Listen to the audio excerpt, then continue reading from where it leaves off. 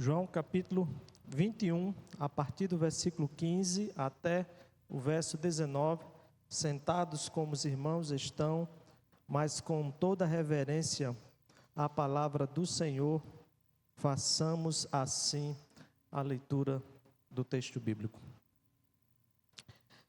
Depois de terem comido, Jesus perguntou a Simão Pedro: Simão, filho de João, tu me amas mais do que estes? Ele respondeu: Sim, Senhor, tu sabes que te amo. Jesus lhe disse: Cuida dos meus cordeiros. E Jesus voltou a perguntar-lhe: Simão, filho de João, tu me amas?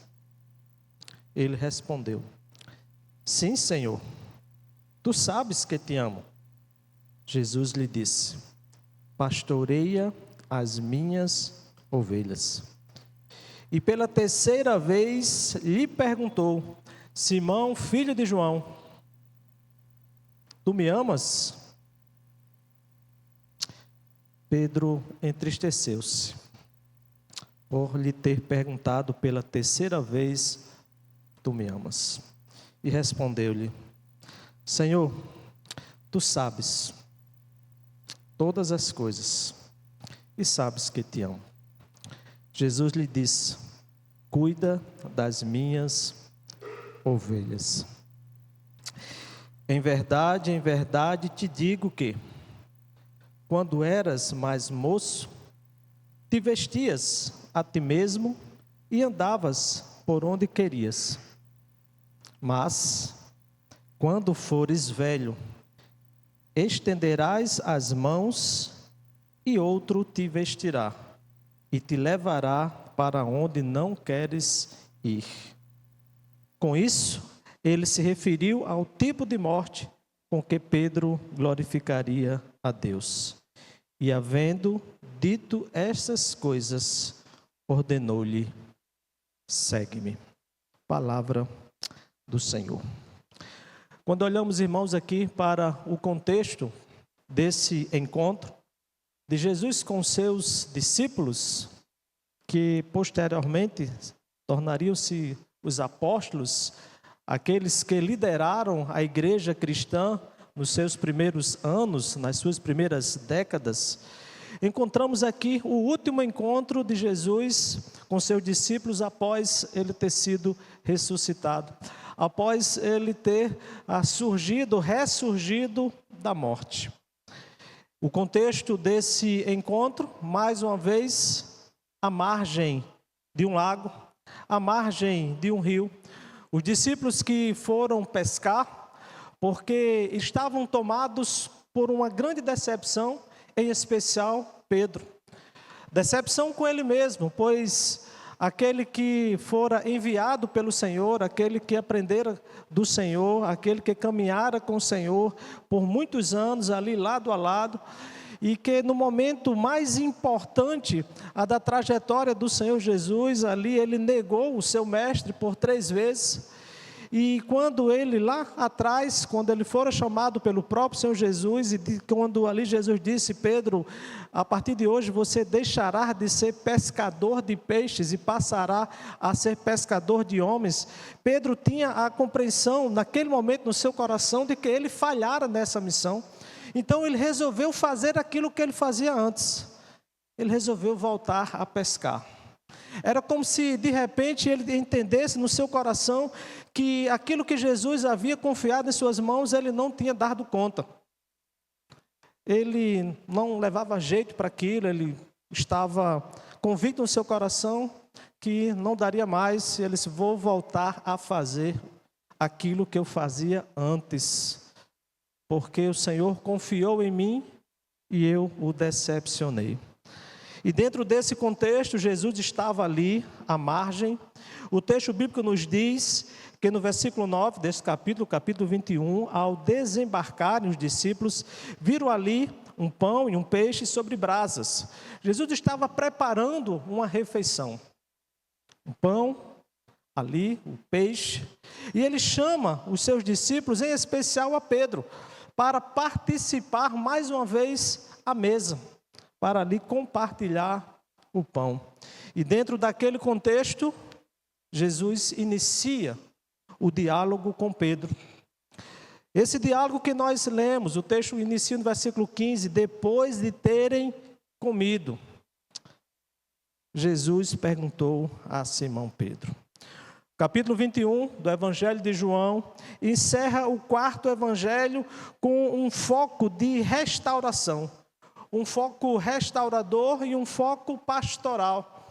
A ideia de que essa era a oportunidade que Pedro tinha dada pelo Senhor de ser restaurado. A última chance, o momento em que o Senhor estava para ser assunto aos céus e ali entregar mais uma vez a sua comissão, ou seja, a missão de Deus aos seus discípulos, aos homens, à igreja, de fazer discípulos, de levar a mensagem do Evangelho. Depois da ressurreição, Jesus aparece aos discípulos, e aqui, como mencionei, pela terceira vez. E dentro desse contexto, agora junto ao mar da Galileia. E é nesse cenário que ocorre a reconciliação. É nesse contexto que ocorre a reconstituição do discipulado de Pedro, após a sua tríplice negação. Todos nós sabemos, o próprio evangelista João registra aqui, João capítulo 18, versos 17, e depois dos versículos 25 ao versículo 27, que naquela ocasião em que Pedro ele é confrontado, ele nega Jesus 3 vezes. E o encontro aqui, esse encontro, ele é profundamente simbólico. Momento à mesa, era cedo, podemos dizer que era um café da manhã à beira-mar. Era cedinho. Os discípulos haviam passado a noite inteira pescando, o fogo aceso, e Jesus ali preparando aquele momento para um grande encontro que produziria a restauração na vida do apóstolo Pedro. Jesus agora, ele não apenas perdoa Pedro, mas ele o reintegra à missão. Mais uma vez, Jesus estava dizendo ali ao seu discípulo, a Pedro, que sim, ele poderia dar a volta por cima, sim, que ele poderia ser restaurado, que mesmo que ele tivesse errado, e como errou, negando a Jesus 3 vezes, mas ele poderia sim seguir a vida, e cumprir a missão que o Senhor já havia lhe confiado. É o momento em que o discipulado, ele é compreendido, em sua forma mais real. Não a maneira que nós idealizamos muitas vezes, mas a sua forma mais real, dentro de um contexto real. Um contexto em meio à dor, ao fracasso, mas sobretudo ao chamado à renovação, à restauração de Pedro.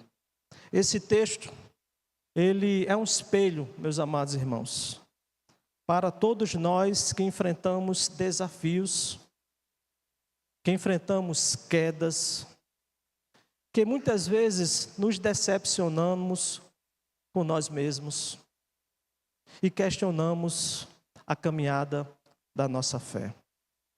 O tema da nossa reflexão nesta noite, lidando com os desafios do discipulado. E queremos dizer, em primeiro lugar, irmãos, que temos o desafio, quando caminhamos na jornada da experiência do discipulado, de lidar com as nossas falhas, as falhas do passado. Todos nós temos esse desafio. Versículo 15, texto que lemos, o Senhor Jesus dirigindo-se a Pedro, diz: Simão, filho de João, tu me amas mais do que estes? Todos nós, meus amados irmãos, todos nós, sem exceção, temos uma história marcada por alguns momentos que preferiríamos esquecer.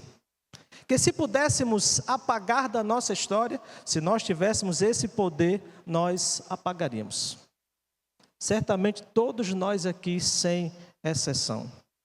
Talvez palavras que não deveriam ter sido ditas. Quem sabe, irmãos, escolhas que nos faltaram, sabedoria, propósito, atitudes que feriram pessoas que nós amamos. O peso do passado muitas vezes torna-se um obstáculo silencioso na nossa caminhada com Deus. E aqui o apóstolo Pedro estava diante desse peso, o peso de uma experiência que ele viveu recentemente. Ele havia negado o seu mestre por 3 vezes. E não foi, irmãos, diante de autoridades, não foi no contexto em que a sua vida estava em risco. Foi num contexto ali diante de uma serva. Quando ela ali olha para ele e diz: esse também estava com Galileu. Ele disse: não, eu nunca o vi. Em outras palavras, eu não sei nem quem é. Certamente esse peso, o peso do fracasso, o peso da negação estava sobre a vida de Pedro. E muitas vezes, irmãos, a nossa caminhada, nós também sentimos o peso de escolhas erradas, de ações equivocadas, que muitas vezes insistem em vir conosco na nossa caminhada. É como se fosse um fardo que nós insistimos em carregar. Era esse cenário que Pedro estava vivendo. Ele havia prometido fidelidade até a morte. Os irmãos lembram quando ele foi questionado ali sobre essa caminhada, se ele estava disposto a prosseguir, porque muitos estavam escandalizados com a mensagem de Jesus. Ele disse: Senhor, eis que nós tudo deixamos e te seguimos. Eu deixo tudo para te seguir. É esse mesmo Pedro que na primeira oportunidade ele nega Jesus 3 vezes. E como mencionei, não negou diante de autoridades poderosas, mas diante de uma simples serva. O discipulado corajoso tropeçou de forma humilhante. Após a ressurreição, Pedro decide voltar a pescar. Ele certamente pensou: eu falhei, não sou mais digno desse lugar. E quantas vezes, irmãos, nós também não nos sentimos assim. Quando nos deparamos com uma falha e nos sentimos indignos de estar em determinados lugares. Achamos que aquele lugar, aquele espaço, aquela missão, aquele ministério não é para nós, porque o peso do fracasso, o peso do erro, do passado, insiste em estar conosco. Mas permitam-me dizer algo, irmãos. Lidar com as falhas do passado é um desafio para todos nós, sim. Porque ele nos confronta com a nossa fragilidade. Quando nós reconhecemos os nossos erros, nós somos confrontados com a nossa fragilidade. De reconhecermos que somos falhos, que erramos, que somos pecadores. E que dependemos todos os dias da graça do Senhor, do perdão do Senhor. Mas é também, irmãos, a oportunidade que temos quando lidamos com as falhas do passado, de conhecermos de forma mais profunda o amor de Deus.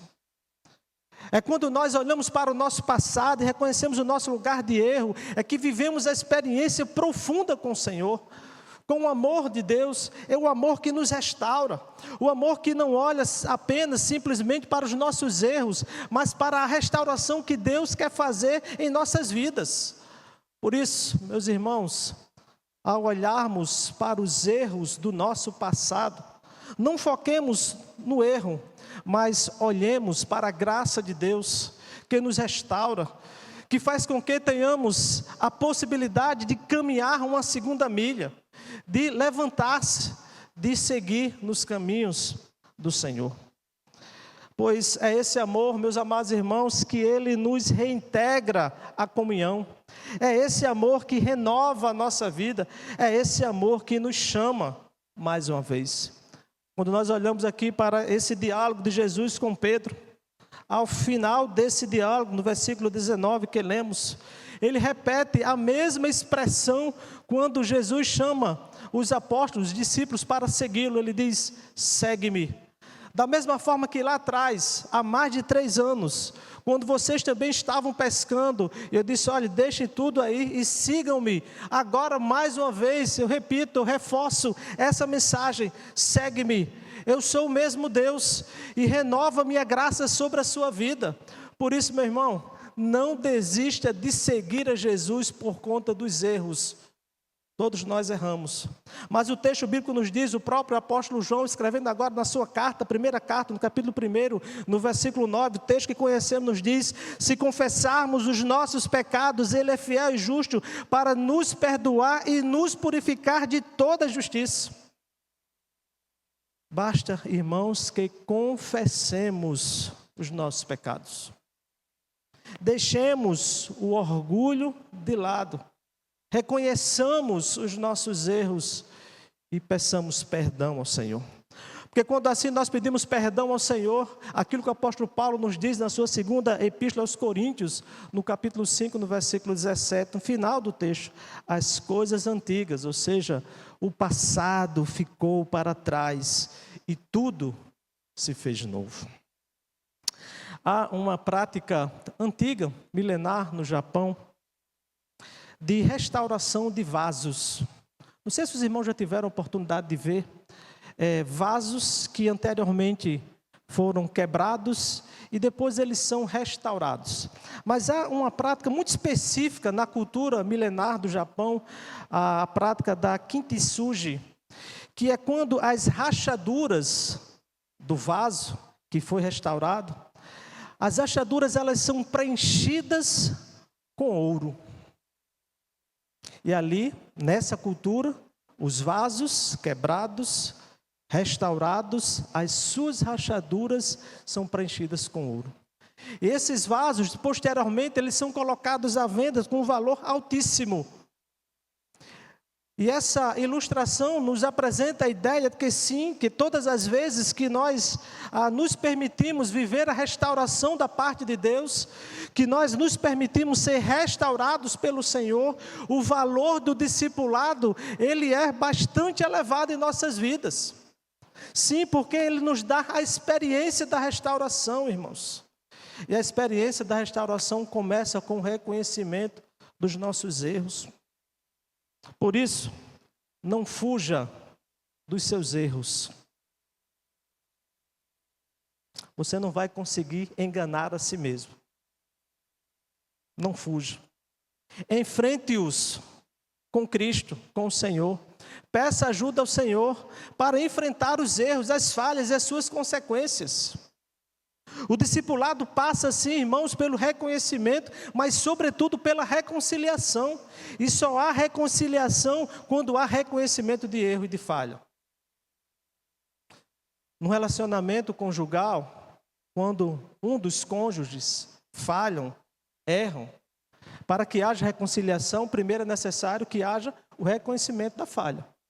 Para que o outro possa liberar perdão. Jesus quer restaurar e quer transformar você em uma pessoa nova, mesmo depois da queda. O Senhor não quer, meus amados irmãos, que vivamos presos ao passado.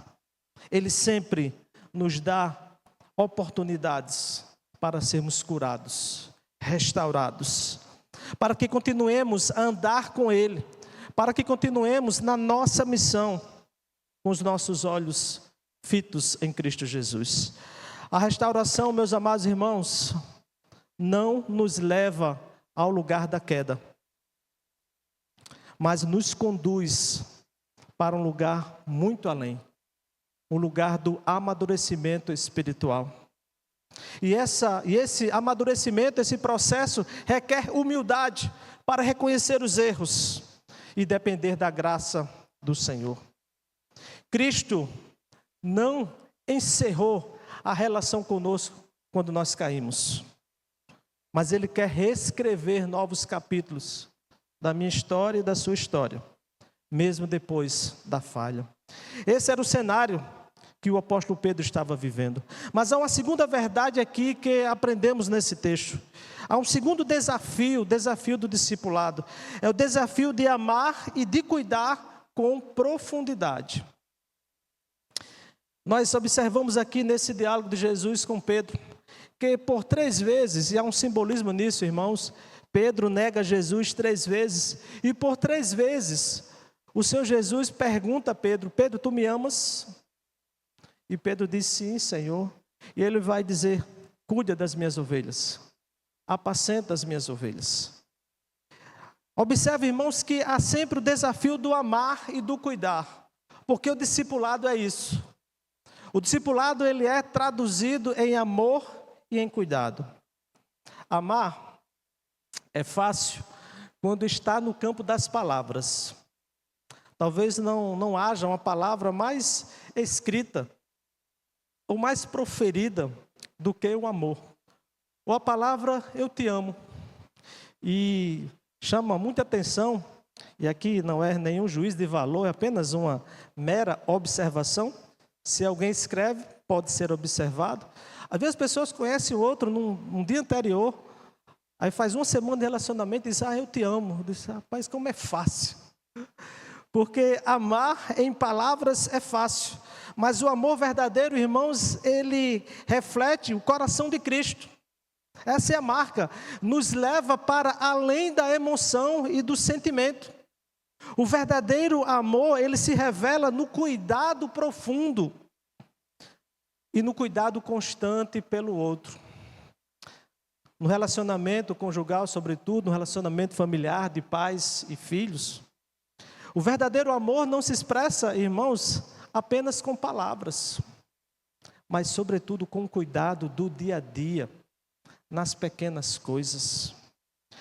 Desta forma, Jesus, ele ensina a Pedro aqui que o amor que ele estava dizendo que tinha: Pedro, tu me amas? Ele: sim, Senhor, eu te amo. Sim, Senhor, tu sabes que eu te amo.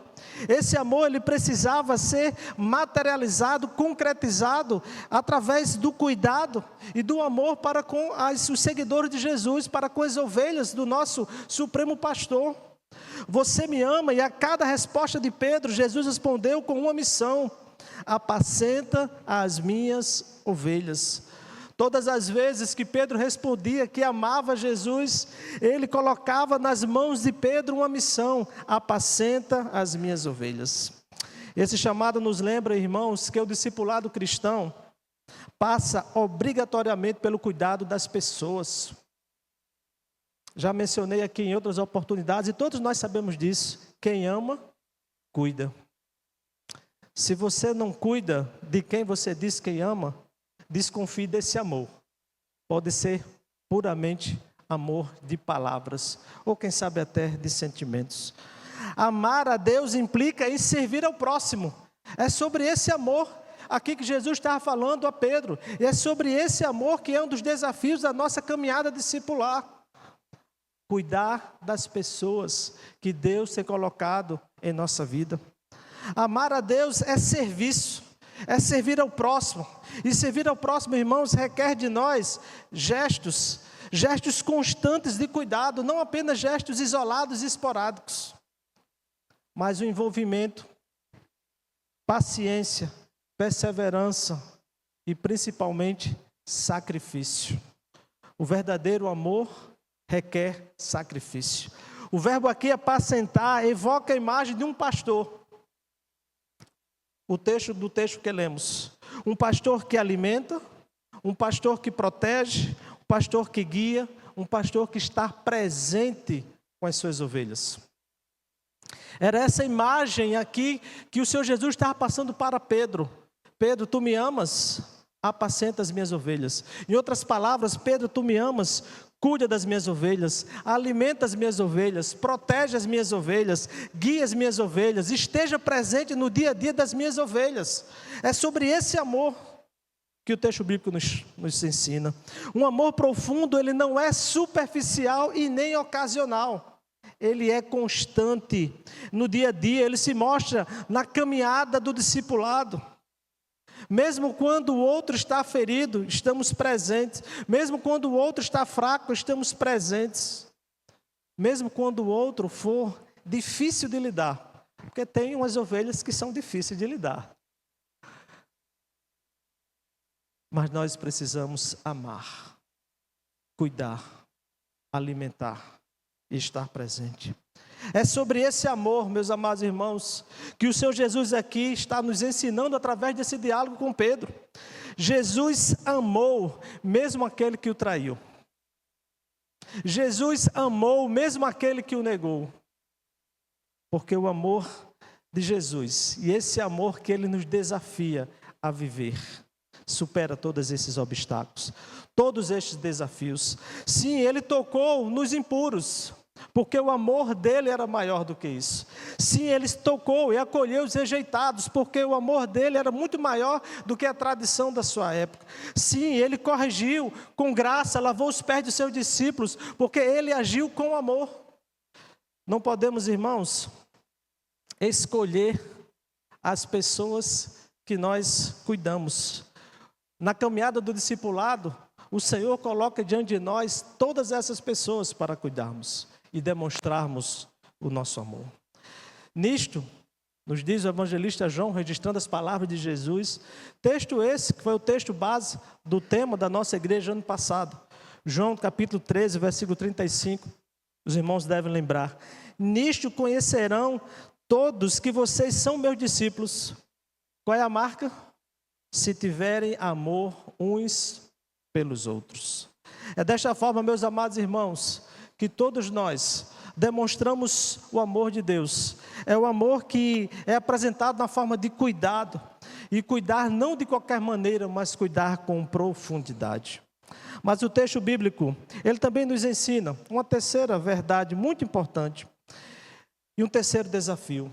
É o desafio de aceitar o custo do chamado. Há um custo para o chamado de Deus sobre nossas vidas. Há um custo no discipulado.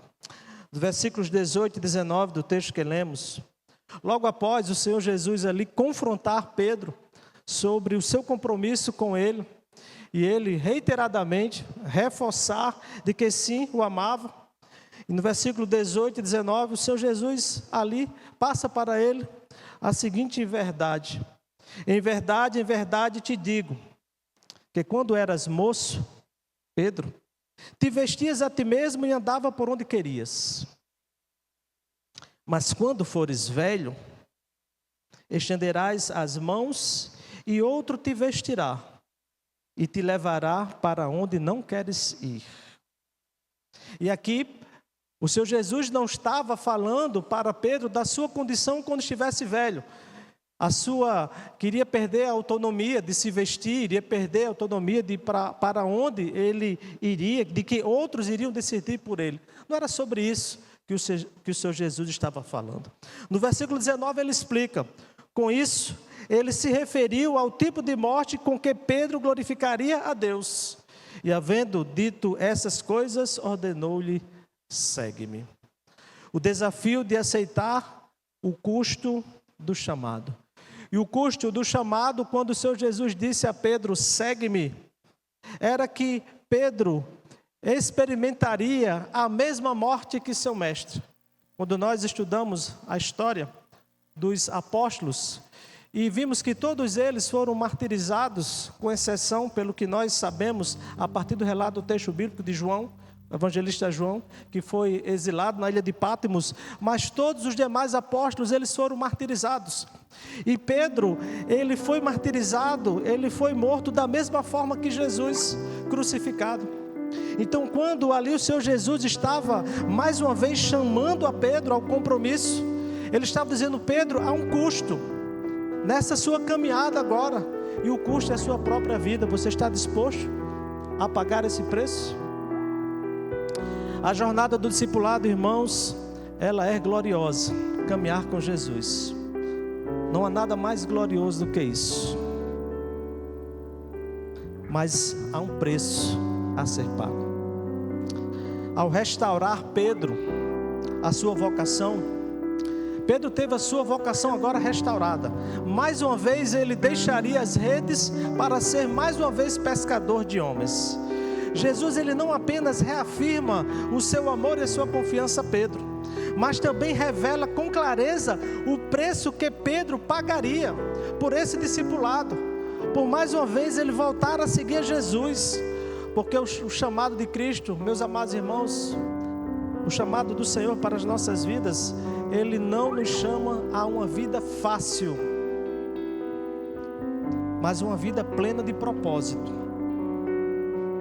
mesmo que envolva dor em muitos momentos, mesmo que envolva renúncia, porque a vida com Cristo, o discipulado, requer renúncia, mesmo que exija sacrifício.